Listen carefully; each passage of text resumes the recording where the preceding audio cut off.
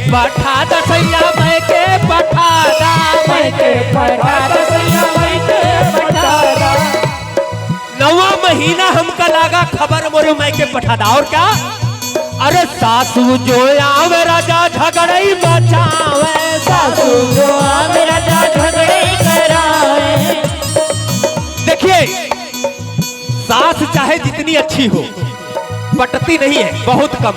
तो कह रही है कि सासू जो आवे राजा अरे झगड़ई मचावे, अरे हमरे मम्मी के फोन करवा दा राजा हो करवा दा, खबर मोरे मैं के पठा दा।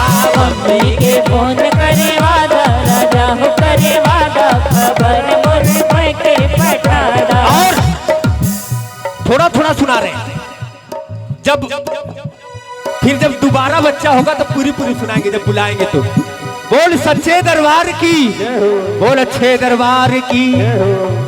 और कैसे गाते हैं, अरे जुग जुग जिया तोर नामा, अरे भवनवा के भाग जागल हो, अरे मोरे ललना जुग जुग जिया तोर नवा भवाना वाके भाग जागल हो, मोरे